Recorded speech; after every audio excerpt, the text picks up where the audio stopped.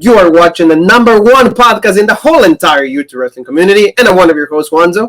And I'm your other host, Jean-Paul Leck. And together we are Raw Break. How's every single one of you? We hope that you're doing fine. Here in Pennsylvania, more snow. You guys know we love it. We love the white. No, we don't love the white stuff. No, we're just having a good time. And another week of the Wednesday Night Wars. We shouldn't say that, but NXT had the preview show for what is going to be Takeover Vengeance Day. So I feel that in a lot of ways, they did what they were supposed to do. So it's hyping us up for what is going to be Sunday. So what do you think? Did you like the show like this? Because I got, I'm very happy with what I saw, mostly.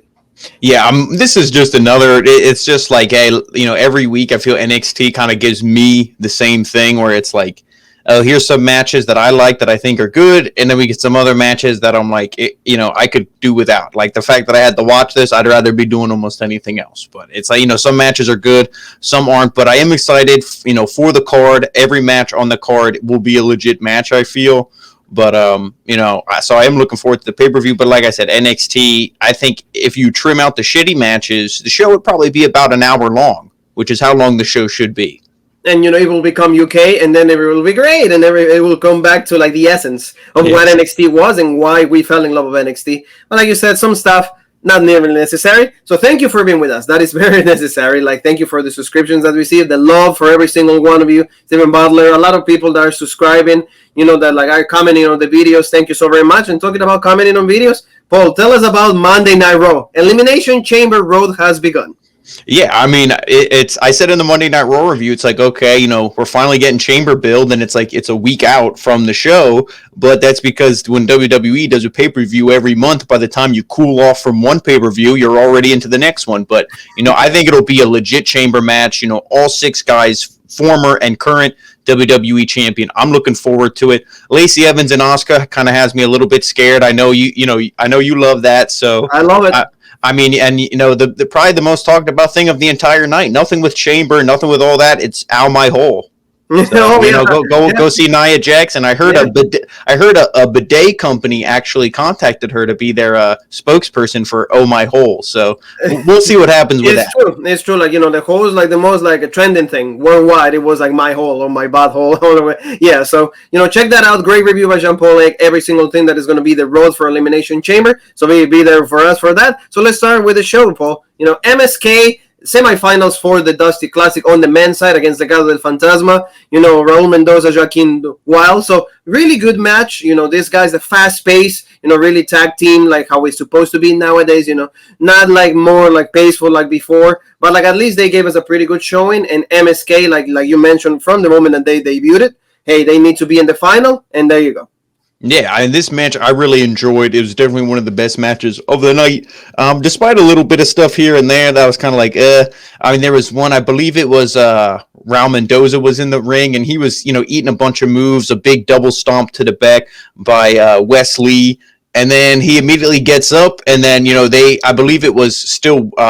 or I believe then it was Nash Carter. Nash Carter. It was they had him. Nash Carter was the one who did the double stomp. Then they had Wesley in the corner, and they were just beating him up. So it's I guess that double stop and all that offense you took didn't really mean anything. Kind of just no-sold that. But it was, if you like high-paced action, if you like more kind of like the AEW style, where it's the guys are shot out of a cannon, just high-paced action. Tons of great tag team moves. This was the one for you. And I did like this. I like MSK. I like Legado del Fantasma. The only thing with them is they don't really have character. So it's kind of hard to get behind them. It's like they're Santos's lackeys, but they're at least presented legit, in the wrestling ring. Like I always say, when the bell rings, these guys are legit. But outside of that, it's they don't really have a character. But, I like this match. The only thing from MSK I don't like is, I didn't mind it the first time they did it when he does that, that moonsault, and then he pushes him, and then, he lands. When it was in the ring, this time they were on the apron, and it took them about 15 seconds to be like, okay, you ready? I'm going to push you now. And then Legado was just standing there waiting to catch him, like a baby in their arms. So that was a little bit, when a move is clearly, all 4 guys are working together, we already know wrestling's fake. You don't need to rub it in our face by showing us shit like this. So that I didn't like. What did you say, to me, is the cooperative moves, right? Yeah, it's a completely cooperative. Yeah.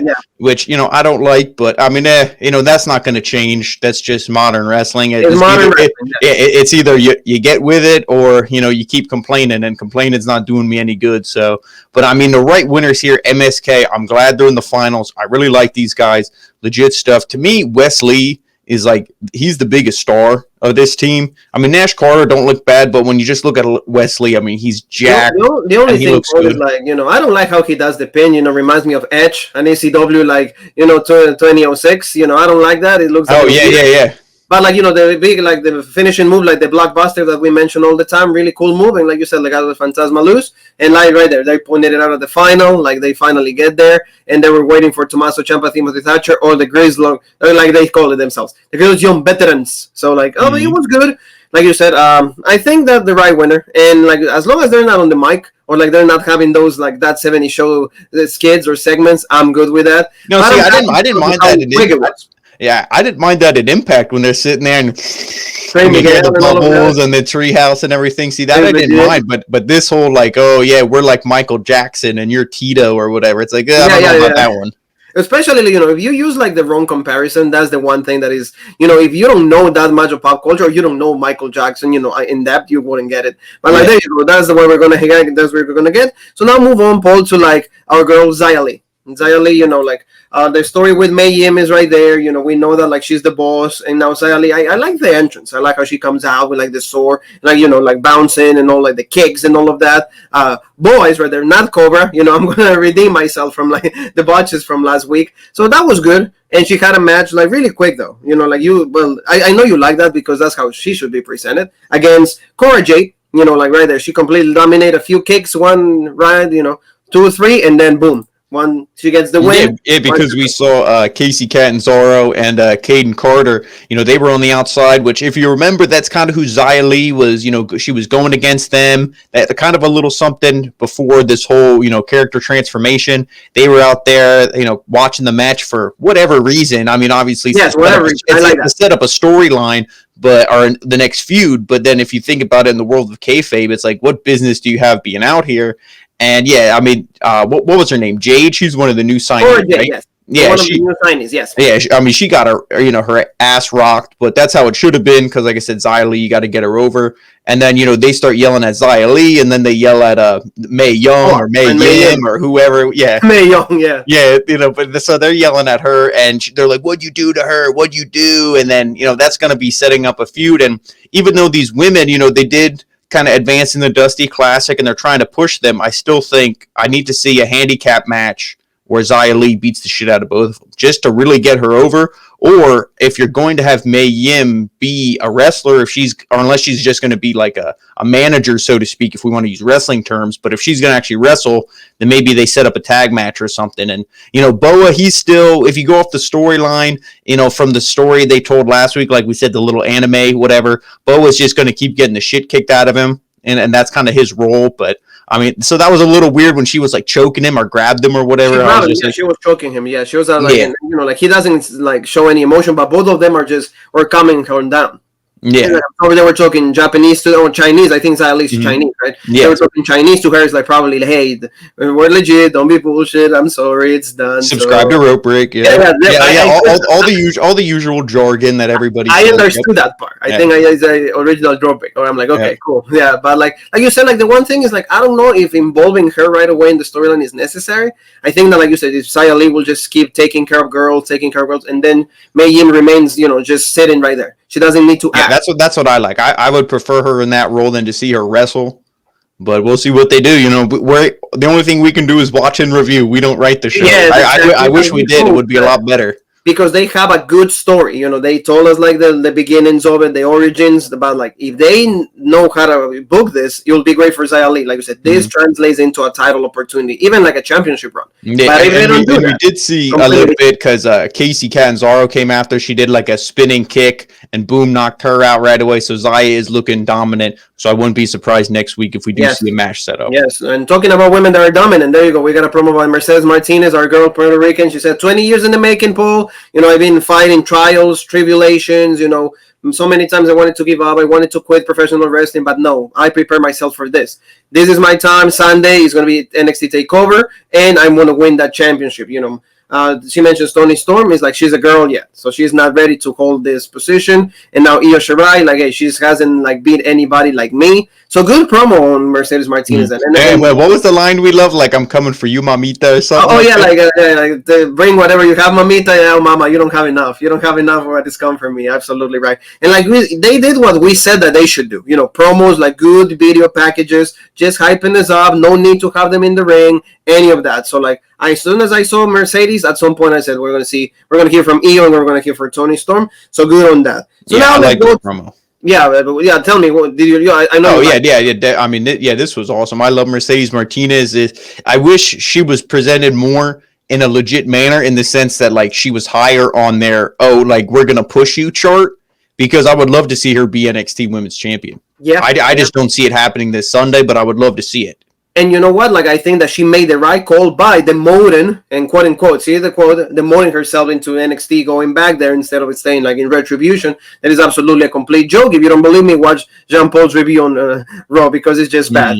So now let's go to somebody that is hot. She paid a visit to Mr. William Regal. Scarlett is right there. He opens like his office and is like, wow. I wish that if I will open my door, like whenever I am, like she's right there just standing. So like she's like, hey, I need you to do me a favor. Next week, Santos Escobar, Karrion Kross. Tick, tock, and then she grabs, Regal a little bit. And when a woman says that to you, how are you going to say no to that? I just got to ask. Yeah, and the way Regal sold it, I mean, like we said, yeah, if a beautiful woman is, that close to you talking to you, sometimes your mind might wander, but he almost seemed like he was lost in a trance, which I'm not going to say is because of her beauty, but I'm going to say it's because, like, they kind of have these like mythical powers, where she obviously blew the fireball into Keith Lee's face from the contract and everything. So I think it's almost like mystical powers where she's like kind of controlling him, because you kind of saw he was all like, like he was all like kind of like had to come to it after, she was done talking to him. So I do like that, about the character. But I do wish this match was on Takeover, because I think this would be a good match. It will make more sense if it will be a Takeover, but probably they're gonna have that as the main event for like next week. So they have to do that. I know they have depth in the roster, so it's fine. And talking about that, then right away, let's keep going with this storyline. Then Mackenzie interviews Santos Escobar, because William Regal just made the match official, and he's like, hey, what are you gonna do? He's like, it's fine. We're going to have the match. And then as soon as you can see, Mendoza and Wildes came out, and they're like apologizing to Santos. And they're like, hey, I'm sorry. So we lost. And like, no, it's fine. You don't need to apologize. He talks Spanish a little bit. Richie said, you don't need to apologize. Same thing. And he just goes, well, you have to do me a favor, honor me, or like make it up for me. Go pay, a visit to Karrion Kross. And they're like, okay, legit. So did you like this? I think it was cool, but I knew what was going to happen, though. Yeah, I mean, I like this, and like you said, I didn't like it because I like this whole interaction where he's like a good leader, where he's like, hey, let's, don't apologize, but I need you to make it up to me. But I didn't like it because I knew they were going to go see Karrion, and what was going to happen? He was going to, kick their ass, and it's like, that sucks because they just lost in the tournament. So it's okay, they're going to look like losers 2 times in one night. Absolutely. And, they paid the visit to Karrion. Karrion took both of them out, like, really bad. Like, he completely beat their asses. And he said, Santos Escobar next week, TikTok. Like you always say, the end is near. There you go. So, I still don't know the reason behind this, because it's 2 heels. I mean, Santos going to Scarlett a little bit makes sense, as a hot woman. Any single man is going to do that. But knowing that you're going to get your ass kicked, is it really worth it? I don't know. Yeah, I think it's just, like I said, they don't know what to do with Karrion, and they're like, hey, this is just an in-between feud till the whole thing with Balor is done, with him and Pete Dunne. But I would rather see Santos more in the, cruiserweight defending the championship. Yes, not going away from that. A lot of reports that Karrion Kross is going to be fast-tracked to like the main roster. Vince McMahon supposedly has a big hair on. Well, if he's fast-tracked to the main roster, then maybe my boy Finn Balor will beat Karrion Kross, which would be cool. Maybe. You never know. Maybe, like you always said, like you won like the Demon against Karrion Kross. We'll see what happens. Maybe WrestleMania time, we will be calling that match. So, very quick, for the people that love music, NXT, the official theme from that is going to be Bring Me the Horizon by Obi with Youngblood. So there you go, for anyone that wants. Oh, no, you had that flipped. Bring Me the Horizon is the band. Oh, Bring Me the Horizon. Yeah, Bring Me the That's Horizon. the band. Yep. Obi. There you go. Obey. Obey. Yeah. Obey with There young blood. we go. Come on, Obey, Andrade. Obey is gonna be the theme. I don't know about this one. I wasn't too excited about. I like when they had war pigs. I like when they had frantic like Metallica. I like also my more rocky stuff. So that's the stuff that I pop for. But something that I don't pop for, like you said, it makes him look really stupid.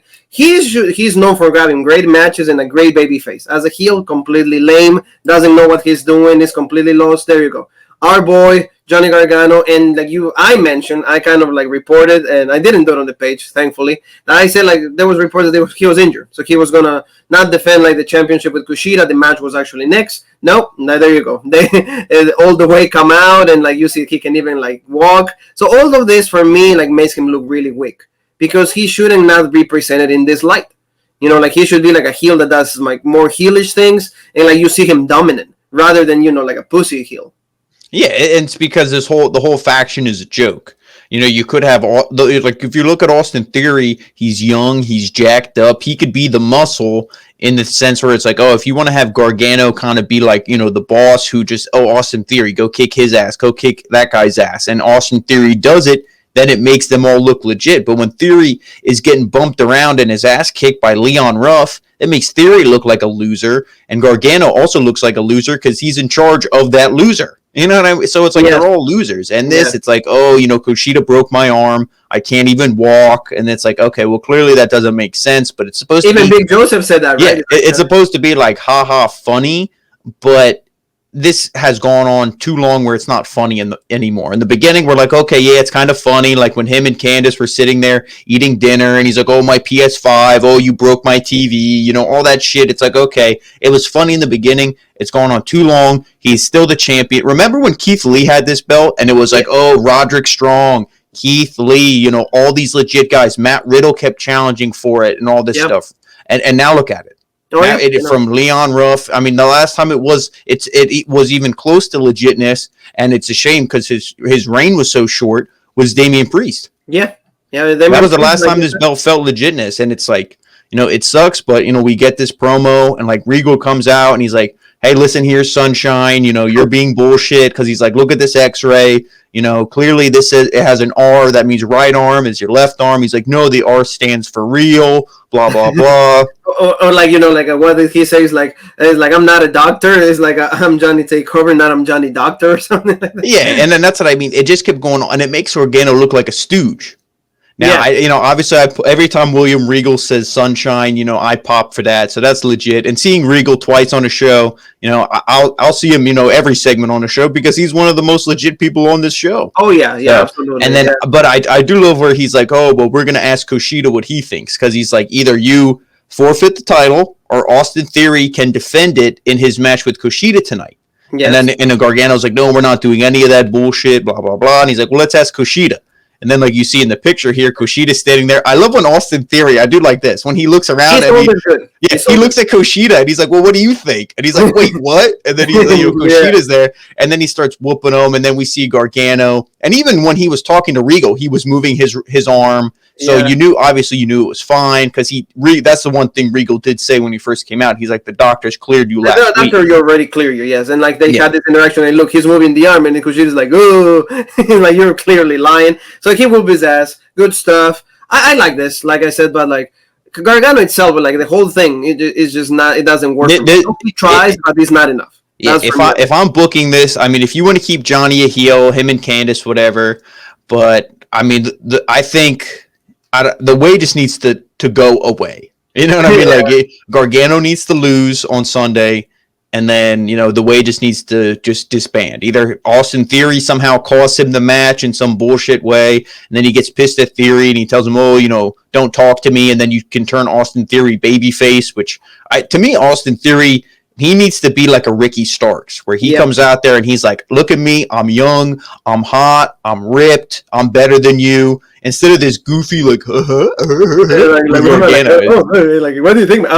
Yeah. So this opened the door for the next semifinal for the Dusty Classic on the women's side, and that's Amber Moon and Shotzi Blackheart going against Candice and Indy Hartwell. This was a pretty decent match, I will say that. The only thing Candice did that spot when she did the moonsault, that was cool, but then she did a suicide dive. She almost killed herself. Remember when you mentioned Carmella at the Royal Rumble? Same thing here. No, and not enough. Like I think it was like enough speed. Like she just dove and almost like one of her legs gets caught in the ropes. So that was a little scary for me. Did you notice that? Yeah, I actually did notice that because I'm going to be honest. I already knew who was going to win this just because it's, the show paints itself in an obvious light. You have a heel team in Dakota Kai, Raquel Gonzalez in the finals. They had their ticket booked and it's like, I wonder who's going to win this, a heel team or a babyface team. So I already knew who was going to win. I wasn't really too invested in this. And that's, I do like Ember Moon. I do like Candice. Shotzi's all right. Indy's, she's definitely the weakest of the four. So I actually didn't see that suicide dive spot. I'm going to be honest with the family because we always have honest reviews here. We're not like some people who have to put that in their titles. What do we have?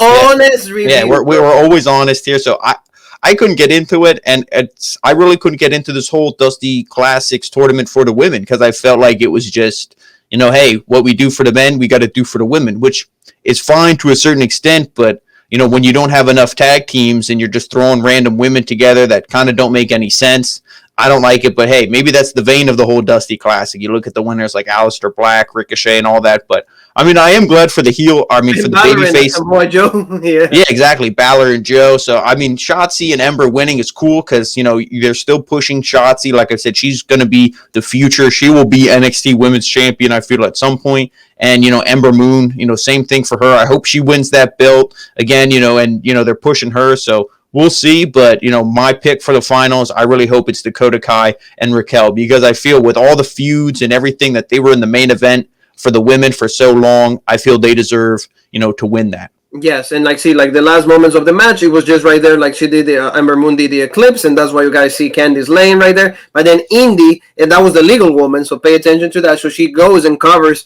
just Candice, so she doesn't get the coffin drop that like Shotzi was gonna do. But and in the end, she actually ends up allowing that. So like then Blackheart just covers and gets the win. So like we're gonna see that, like you said, two baby faces. I like this stare down. Really cool. Dakota Kai, Raquel Gonzalez came out, and then Regal said, like, we always ask. It's like, whatever you win, whenever you win something, then it needs to translate into like a title opportunity, and he adds that. He says, whoever wins, you got an opportunity for the tag belts, so that makes it even the stakes higher and bigger, and I like that. So good stare down. He said, yeah, I like that, and that's another reason why I think you have to put the heel team over and then bring those belts to NXT because they are completely just dead and the feuds are awful for the tag team belts for the women on Monday Night Raw.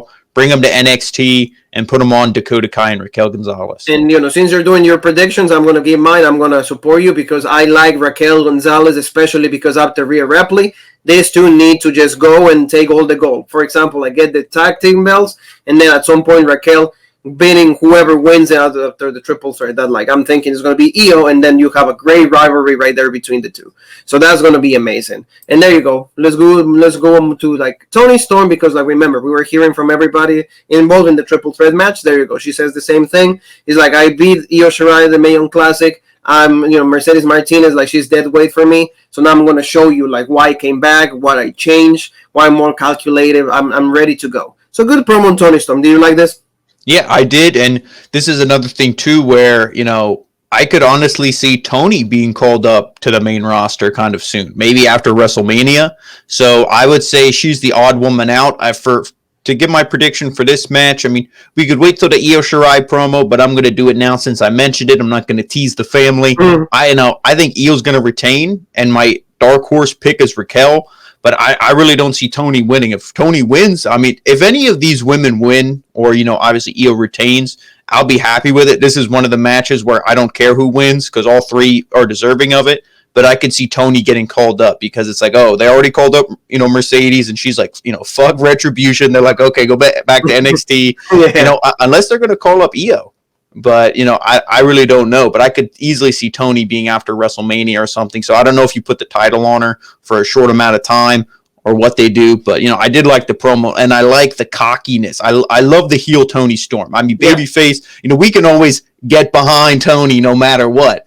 But, when she's a lot to get behind, yes. Yeah, but when she's a heel, I think it's better. Yes, she's definitely a better heel. I will always mention this. Heel, you can do so many things with it. Like, you're your strength goes immensely. You just have your bubble just increases so many times because as babyface you just gotta go in certain avenues. But heel, you have all the routes ever. Yes. So you can branch off whenever you want. Let's go to the next match. Kushida against Austin Theory. Like you said, they're going to have this match. And I like what I saw, but because both of the guys are good. But, like, do I like the result? No. Because we kind of like, again, it's like more people get involved into this, and the rivalry is just Gargano and Kushida. The way is involved in this, I don't like I don't like. I wish this was the feud for the belt. I wish Austin Theory. I wish they would have pushed him legit, and he would have beat Damian Priest in a hell of a match, and he would have been the champion that whole time. No Leon Ruff stuff, no whatever. It would have just been Damian Priest to Austin Theory to then Kushida.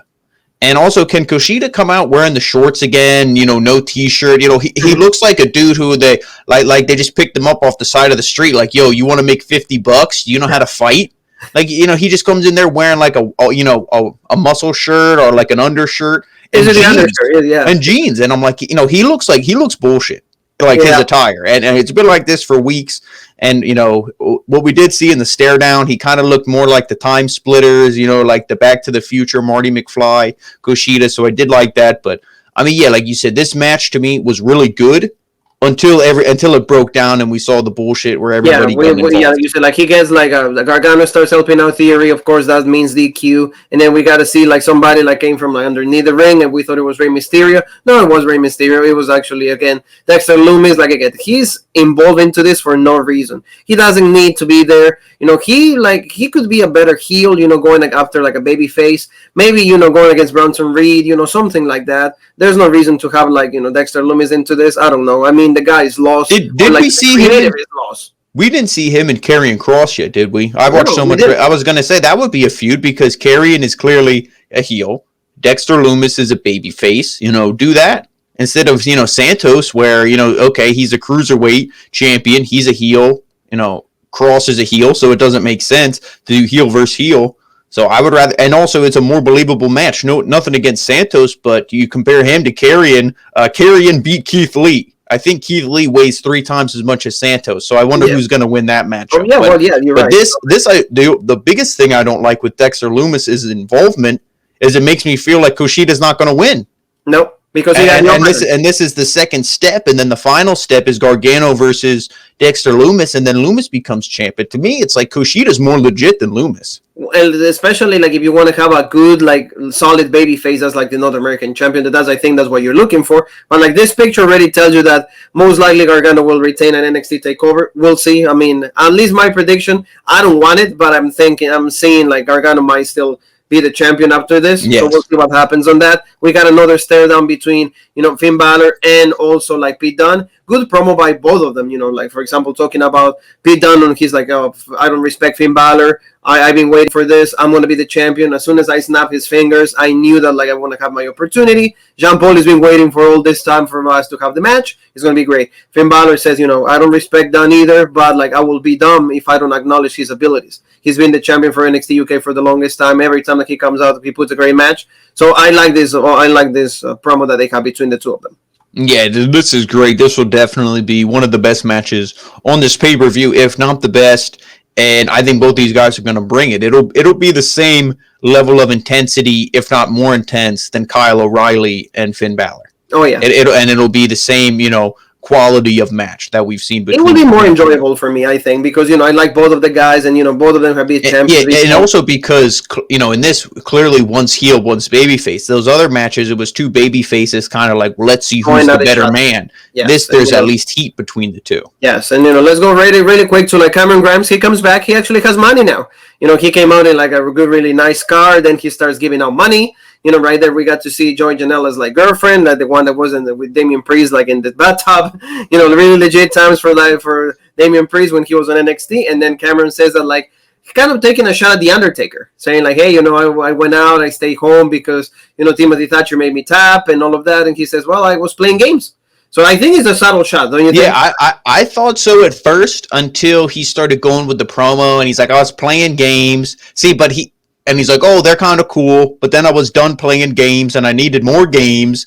So I went to GameStop and I'm like, oh, that's how he got his money. And then he's like, oh, yeah, I went in there. I bought stocks at GameStop. And then, those stocks blew up. And then I bought dog coins because I don't trust cats. They have 9 lives. You can't trust them. So I bought dog coins, which is another like stock you can. I'm not going to go into that whole thing, but it's another stock you can invest into. So he's like, oh, I bought this and they blew up. I sold them. And, now I have all this money and I'm rich.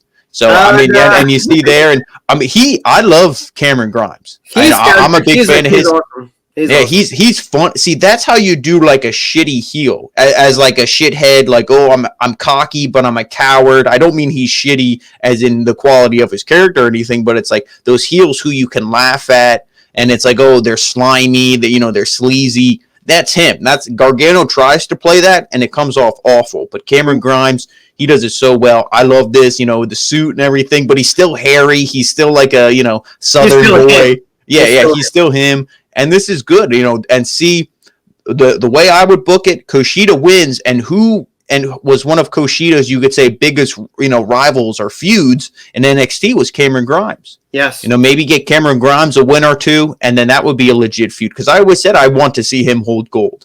That would be the perfect guy to beat. Would be, he said cave in, and, done. So, let's go on, good stuff for Cameron. Like you said, he's a good heel. So let's go with Io, another promo by her. Like you said, you already gave your prediction of what was going to happen. I like how she said, I was like a different woman when Tony beat me. Like a triple threat match. Hey, I won my championship at a triple threat match. I'm going to end up being champion again. And, Mercedes, she said like 20 years. It's going to be forever and ever and ever, forever and ever and ever waiting. So I like Io. Like this intensity, I love it. And this promos get me hyped up.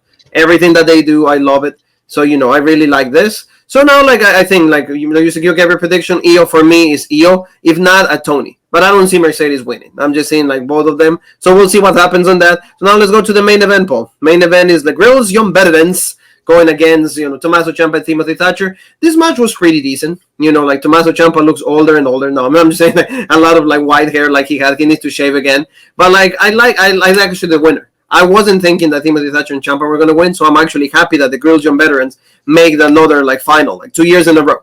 Yeah, I didn't actually think they were going to win either. And to go off what I said about the Dusty Classic match for the women, I should have saw it coming because obviously MSK, they're pushing them, the new team, baby faces. It would make more sense for the heel team to win. I do like the promo with the Ciampa and Thatcher when, Ciampa's like, oh, class dismissed. And he storms off and then Thatcher just smiles with his broken teeth, So I'm not going to lie. I do like them as a tag team.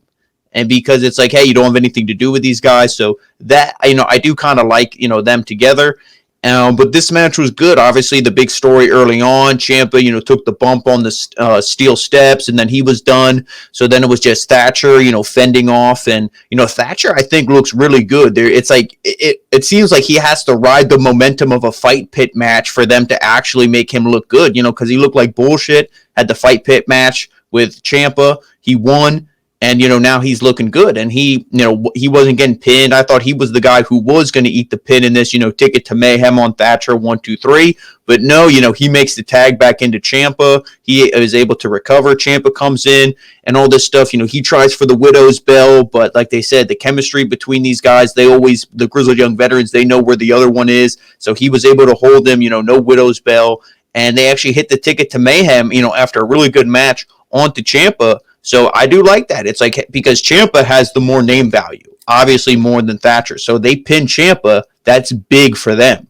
Yes. Than to pin a guy like Thatcher. So I like that. That was good.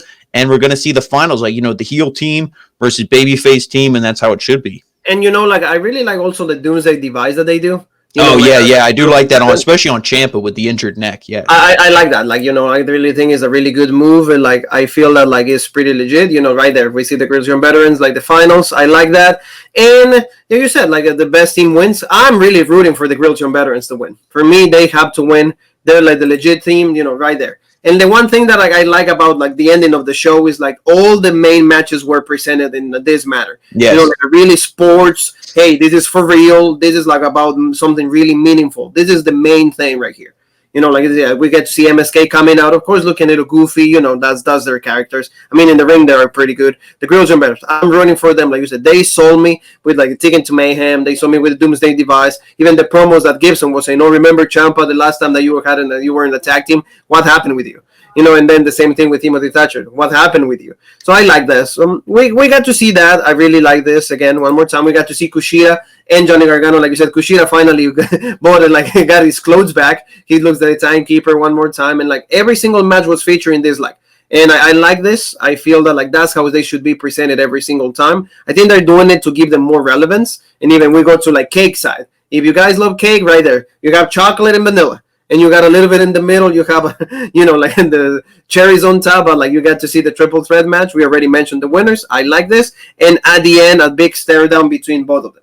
Prince and Pete Dunne. So like this is really good. I really think that like NXT Takeover is going to be a pretty good show. The card is stocked. So I'm hoping for a really great show. And don't forget, Road Break will be covering every single thing of this. So Paul, your closing thoughts before we go. Yeah, I mean, I'm excited for this. All the matches to me look legit. Like you said, I love the stare downs. I love all that stuff. I'm excited. NXT takeovers are usually present good shows. So it's just sometimes getting us there is a little Leon rough. You know what I mean? Sometimes. Very, very Leon. Yeah. Yeah. But I mean, this is good. I'm excited for it. And, like you said, Rope Break will be there like always. We'll be right there. So family, thank you so very much. Don't forget to please subscribe. Help us out. Hit that bell for all notifications. Help us out grow because we're going to keep bringing this content for you every single show. We never stop. We never rest. We never take breaks. And now we're going to be doing it more live. So don't forget the SmackDown is going to be live. And also like on Saturday, we're going to have No Surrender from Impact. Another great show. So we're going to be live, Paul, myself, dissecting every single thing. And where else can they find us? You can find us on Rope Break on Facebook, the OG Rope Break on Twitter, Original Rope Break on Instagram, and of course the home of the #1 podcast in the YouTube wrestling community, the Original Rope Break. And you and me have one more thing that is left to say, and that is...